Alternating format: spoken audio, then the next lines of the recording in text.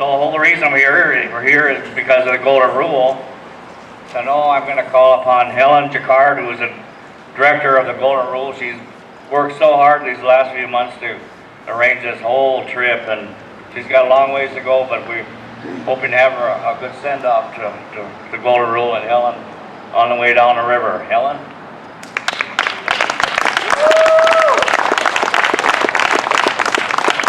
Thank you so much. I really appreciate everybody coming. I really appreciate we all really appreciate the support of Veterans for Peace and Women Against Military Madness and Veteran Intelligence Professionals for Sanity. Thank you, Colleen, for scaring the living shit out of us.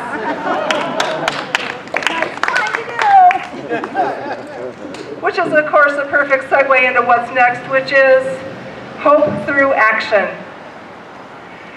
And I think that's what Golden Rule represents to me, because in 1958, when the Golden Rule sailed towards the nuclear test zone in the Marshall Islands in an attempt to just interfere with that nuclear testing,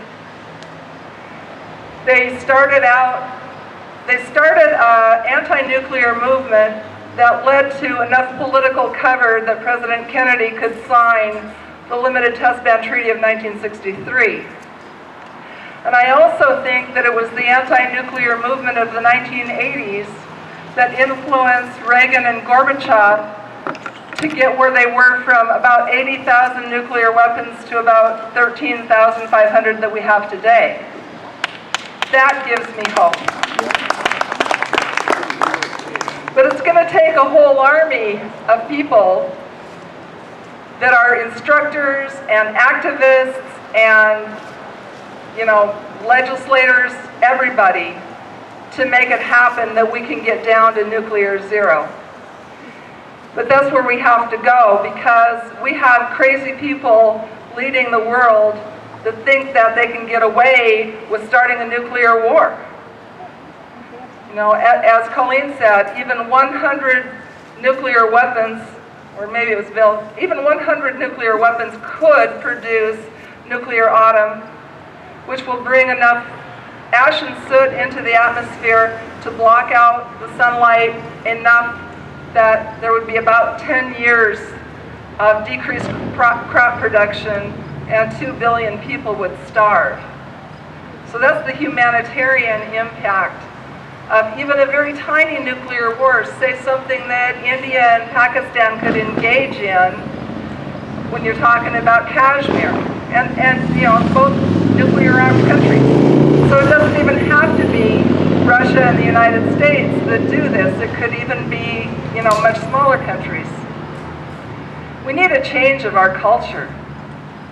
We need to go from listening to what the media says, the fear, the distrust, the aggressive posture that the United States has, to one of peace, cooperation, trust, but verify. I don't have a problem with verify. I don't have a problem with irreversible. So I think that we need to encourage the United States government, because that's who we have the power to influence. We need to encourage the United States government to first ratify the United Nations Treaty on the Prohibition of Nuclear Weapons. But you can't just trust the United States regarding treaties. I mean, we have a Native American man here that talks about what happened, to them when the Europeans came over. The United States hasn't lived by the treaties that it signed, and even those that you thought were safe, like the Intermediate Nuclear Forces Treaty that was supposed to keep Europe safe, Trump just said, oh, I'm going to unilaterally just tear it up? What? So how does one person get this kind of power? How does one person get the power to push the button in the first place? Congress is supposed to be the only entity that can declare war, and yet the president has the authority to start World War III by pushing the button and letting off some atomic bombs. This is crazy.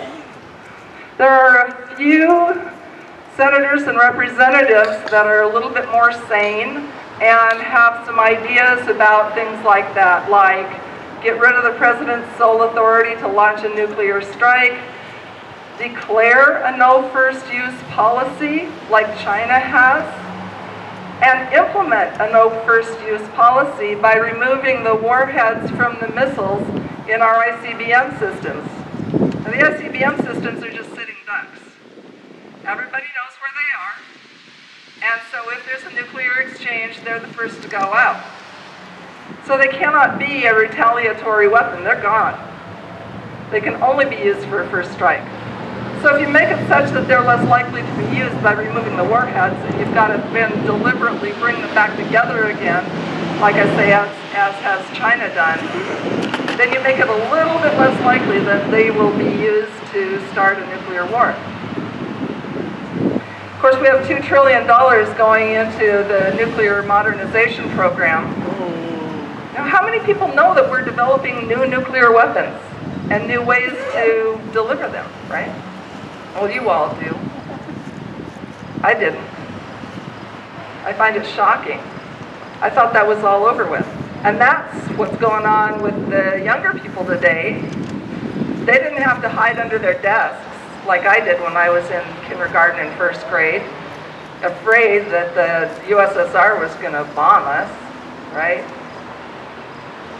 They didn't go through they didn't go through the Cuban Missile Crisis or the 1980s of people demanding that we get rid of nuclear weapons. So they need education. They need to know that there's a second existential threat out there. And that's the threat of nuclear war. And you really scared me, Colleen. I know what you said is totally true. I've seen the false flags. I've seen the warnings, and then the follow through, and then the blame that isn't right. So, thank you. So the golden rule, right, is on a mission to, just like in 1958, do what we can to stop the possibility of nuclear war. And what we're doing is educating people about what's the possibility of nuclear war and what they can do about it. So there's a perpetual bill in the House of Representatives right now. It's called H.R. 2850 by Eleanor Holmes Norton of Washington, D.C., who has no vote.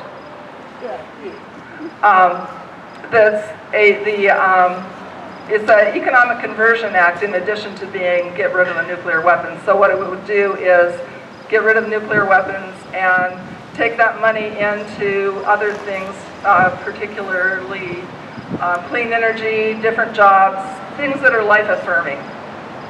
So I support that bill, and I hope you do too. And any time that you see a piece of legislation introduced that has to do with getting rid of the possibility of nuclear war, you ought to pick up the pen and write about it. You can write to, of course, your senators and your congresspeople, but you can also just write a letter to the editor. We all need to be educators.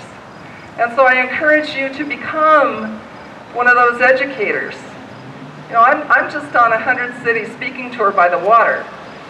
And it's going to be up to all you all to start local organizations to carry on this work, because I can't be everywhere, and the Golden Rule can't be everywhere. We need all of you to do that. So, in fact, up in Duluth, Minnesota, the first place that we started speaking on as part of this Great Loop tour, they have started an anti-nuclear group that they're going to get together and they're going to decide what they can do to stop the possibility of nuclear war. And they'll have letter writing campaigns, they may have protests, they might have die-ins. What about a die-in where, you know, you don't just lay there dead, but you wake up with a sign in your hand saying, I didn't die because we got rid of nuclear weapons. So, you know, do a little street theater, do a little flash mob kind of thing. Whatever makes your boat float, get creative. You guys have all been there, you know what to do. It's more than just a weekly vigil. So in case you didn't know about it, we just started this 11,000-mile voyage. It's going to take 15 months because we have to follow the seasons. We can't be in the far north when it's cold out. We can't be in the far south during hurricane season. I hope those people of Florida and the Carolinas are going to be, well, I hope the impact is as little as possible, let's put it that way. This is going to be very difficult. And it's going to be very difficult for the Golden Rule to sail there and, you know, Hurricanes are part of global warming, and we need to make these connections, you know. Global warming, what it's going to do is cause mass migration, and the resistance to that is going to cause conflict between countries and between peoples. So we need to understand that this is another thing that could get us into a lot of trouble. So we need to take a serious look at both of these issues and invite each other to the table whenever we're talking about one topic. We should talk about both. Well, I'm probably out of time. Would let you know that I didn't bring t-shirts. All we have is smalls and extra larges. But I did bring pictures. So we've got a lot of cool pictures and some brand new calendars for 2023 up on the table here in a price sheet. And so you're welcome to come up and make a purchase that way, or just support us by giving a donation. We support ourselves through passing the hat at all of our events. It's what we've always done for the last 7 years, and it's worked enough so far to keep us afloat. So thank you for any help you can give us, and if you want to volunteer, go on our website, bsgoldenrule.org. Thank you.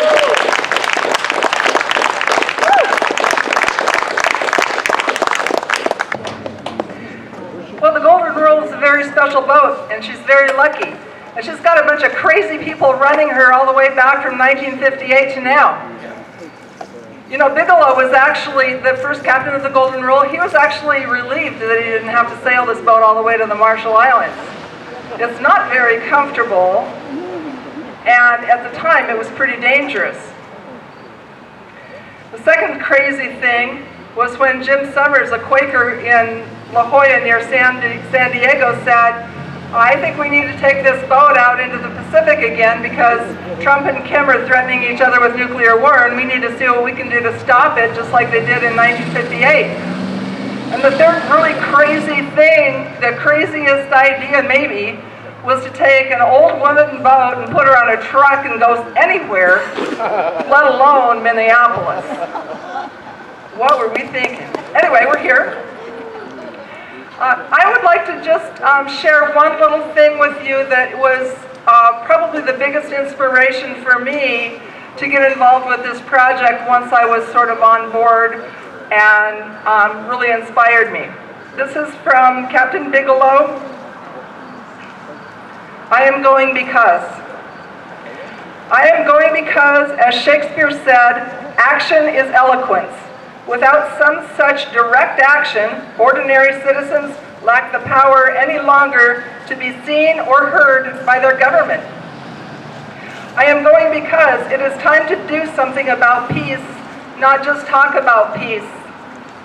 I am going because, like all men, in my heart, I know that all nuclear explosions are monstrous, evil, unworthy of human beings.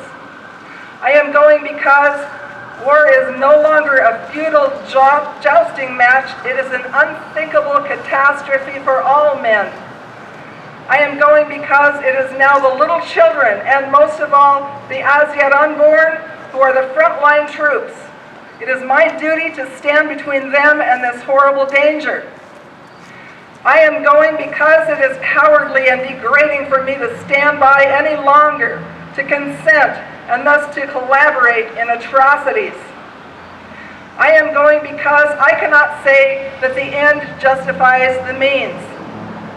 A Quaker, William Penn, said, "A good end cannot sanctify evil means, nor must we ever do evil that good may come of it." A communist, Milovan Gilas, says, "As soon as means which would ensure an end are shown to be evil, the end will show itself as unrealizable." I am going because, as Gandhi said, God sits in the man opposite me. Therefore, to injure him is to injure God himself. I am going to witness the deep inward truth we all know. Force can subdue, but love gains. I am going because, however mistaken, unrighteous, and unrepentant governments may seem, I still believe all men are really good at heart, and that my act will speak to them. I am going in the hope of helping change the hearts and minds of men in government. If necessary, I am willing to give my life to help change a policy of fear, force, and destruction to one of trust, kindness, and help. I am going in order to say, quit this waste, this arms race, turn instead to a disarmament race. Stop competing for evil, compete for good. I am going because I have to, if I am to call myself a human being. When you see something horrible happening, your instinct is to do something about it. You can freeze in fearful apathy, or you can even talk yourself into saying that it isn't horrible. I can't do that. I have to act. This is too horrible. We know it. Let's all act.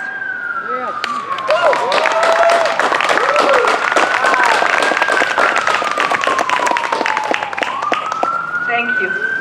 Where are you going next? Next stop. Tomorrow we leave 7 a.m. So if you want to see the boat off, get down there at 7 a.m. at the dock.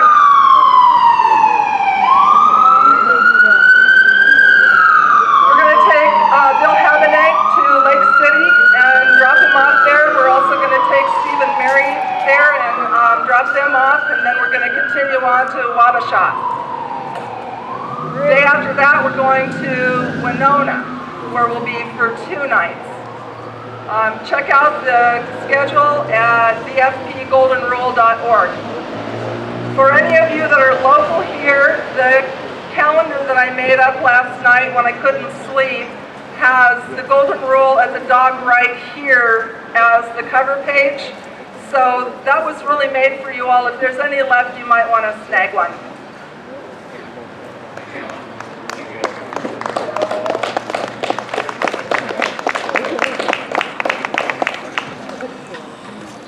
Thank you, Helen, and the Golden Rule, and you're such an inspiration to us, and we'll follow your journeys, and safe sailing, and safe driving too, because Helen follows them down the river in her RV, so